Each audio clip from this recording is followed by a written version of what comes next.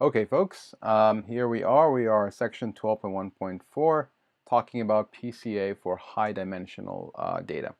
So basically, the idea here is that so far in the discussion, we've been assuming that we have more data points than dimensions. So for example, like if you look at this case here, maybe the data are like two-dimensional, but we have like hundreds of points. And the question is, well, how do we do PCA in very common settings these days where you have many more dimensions than you have data points? And kind of what happens there. And so we're going to kind of talk about that here, and it's basically kind of a simple idea, and we can kind of approach it in two ways. So if you know anything about kind of singular value decomposition, the idea is that the singular values and the eigenvalues of your matrix are going to be the same when you transpose the matrix, basically. And so that means that if in one setting, when you have more dimensions than data points, if you do things in the, let's say, in the dimensions by dimension setting, you'll get a bunch of your eigenvalues, and then the rest will be zero. And the problem is that you will have spent a lot of computational effort working out the fact that most of your eigenvalues are zero. Well, you can kind of save yourself that by working in the data points by data point space, which will be, we're going to assume in this section, much smaller, and you get the same singular values and also the same eigenvalues. And so that's going to end up giving you a big computational savings when you're trying to figure out what the eigenvalues are and the eigenvectors are. So essentially, it's just all about when you have more dimensions, your data is very high dimensional, and you don't have as many data points as you have dimensions, saving yourself computational power, getting the same to get the same answer. So let's see. So we'll kind of go through this the way it's written here, and then we'll talk about it from the angle of singular value decomposition, where it just becomes very apparent as well. So it's good to see it both ways. Okay, right, so he said, okay, so in some applications of principal components analysis, the number of data points is smaller than the dimensionality of the data space. So for example, we might want to apply PCA to a data set of a few hundred images. So we have a few hundred data points, basically, each of which corresponds to a vector in a space of potentially several million dimensions, right? That's very easy, like 1,000 by 1,000 image. It's going to have, a million pixels, million dimensions. So if you just run PCA kind of in the naive way, you're going to end up working out like a million singular, a million eigenvalues, which are going to, most of them are going to be zero. So it's going to essentially be computationally wasteful and will take forever anyway. So yeah, note that in a d-dimensional space, a set of n points where n is less than d defines a linear subspace whose dimensionality is most n minus 1. And so there's little point in applying PCA for values of m that are greater than n minus 1. The idea basically here is like, remember that in our PCA approximation, we approximated everything with like a mean and then a global mean and then kind of offsets along the dimension. Well, if you just have like one point, well, the mean is going to be that point. You're not going to have a linear subspace. You're not going to have a subspace. As soon as you have 2 points, then all of a sudden, this will define relative to that point will define a subspace, and so that's where the n minus 1 comes from. So you need at least 2 points to be able to define the space and then to have a kind of a meaningful PCA. Okay, note that in d-dimensional space, a set of n points where n is less than d defines a linear subspace whose dimensionality is the most n minus 1. And so there's little point in applying PCA for values of m that are greater than n minus 1. Right? So if we perform PCA, we'll find that at least d minus n minus 1 of the eigenvalues are 0, corresponding to eigenvectors along whose directions the data set has 0 variance. So the data is going to, let's just look at this example here that we have here, right?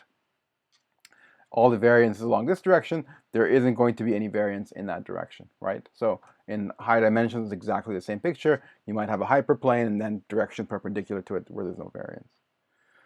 So furthermore, typical algorithms for finding the eigenvectors of a d by d matrix have a computational cost of scales like OD cubed. And so for applications such as the image example, a direct application of PCA will be computationally infeasible. Okay, so you could do it and it would just take forever and you would get a bunch of zeros basically, aside from the first few. So we can resolve this problem as follows.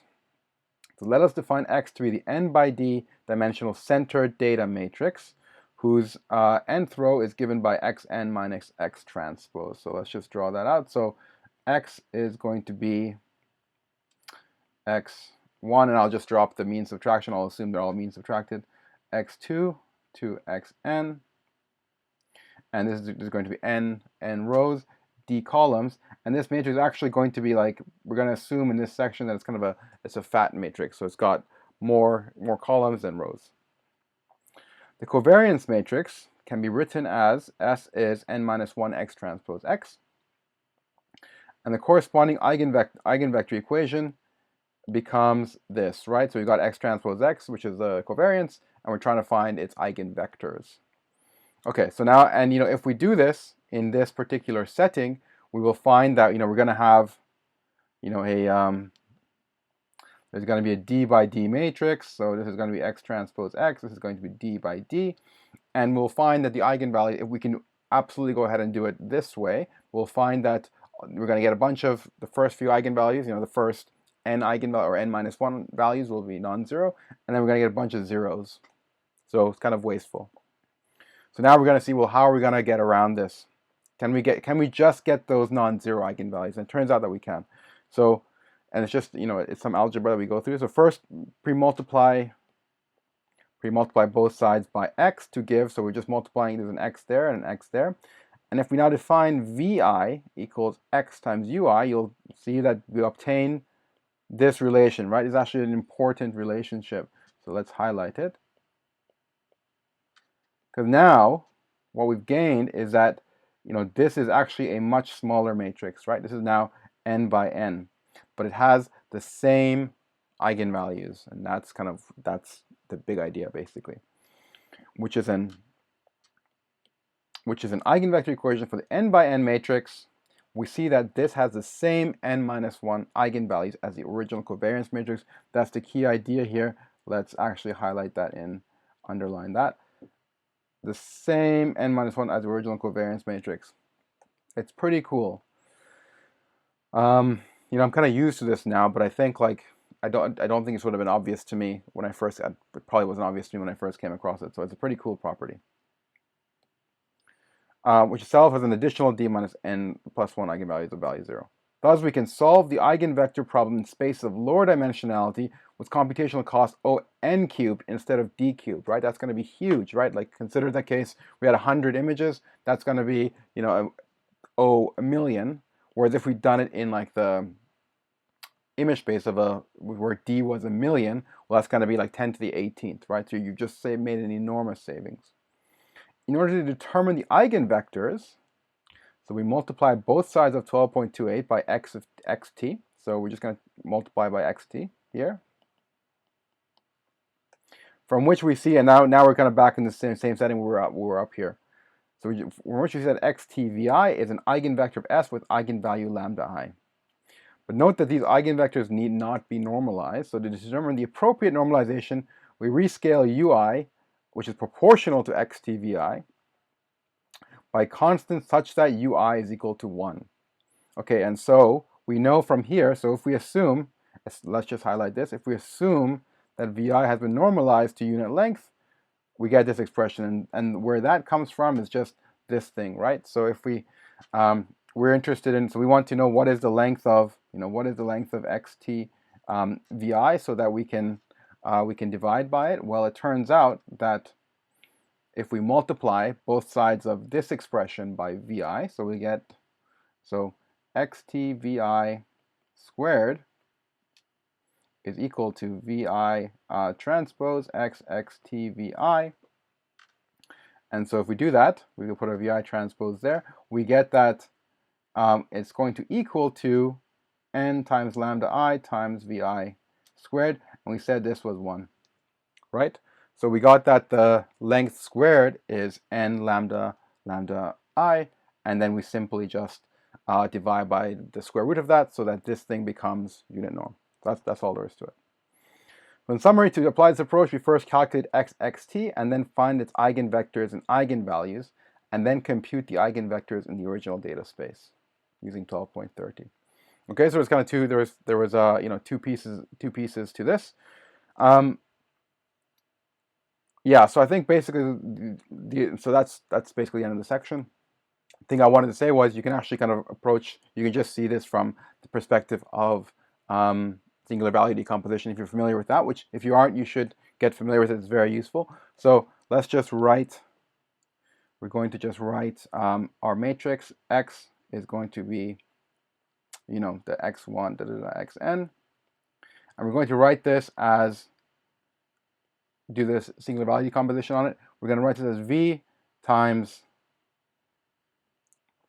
a diagonal matrix of singular values times u of t. And now the key idea is that if you're interested in, you know, x transpose x, well, this is the same as u s. S is you know, it's going to be, so it depends on how you lay out the s's. Sometimes you lay it out as a square, sometimes you lay it out as a rectangle, but basically there'll be kind of an s squared term going on there. And let's actually do it the way that makes the problem apparent. So if we have x is going to be a big fat matrix like that, then the way it's going to look like is v is going to be something like this. One way you could set it up. Then you're going to have s, which is going to have diagonals there and then zeros there. And then you're going to have a big, there's going to be u transpose, and there's going to be d by d. So this is going to be n by n. There's going to be n by d and d by d. Okay, and the key point is that this is all zeros. Okay, so now if we want to get into x transpose x, well, what do we get? We get u s, let's say s transpose s u transpose, right? And now the important point is that so u is going to be this gigantic thing, and then you got u transpose is there, and now s transpose, well, what's that going to be? Well, it's going to have, you've got this multiplying this, and so what you're going to get is those diagonal elements squared, so s squared, and then a bunch of zeros. Okay, so that's, and if you multiply both sides of x transpose x by u, you're going to get s squared, just like that. And this is the eigenvalue equation that we had for PCA. So if we, you know, write this out in this columns form, you get x transpose x times, you know, u1 to, I guess, u d is going to be u1 s1 to ud sd. So this is just like all of those eigenvalue equations just written all at once. And the point is that most of those eigenvalues are going to be zero. The trailing eigenvalues are going to be zero. So the question is, well, what do we do? So what we do is we just look at this thing and we say, well, you know, x transpose is going to be u s v transpose. And so now if we say, well, xt is going to be what? Well, it's going to be v, s u transpose u s transpose, I guess, v. I think I've written that correctly. And so this thing is going to be eliminated. And now look what happens to the s transpose, right? So here we've got s, and now we've got s transpose showing up.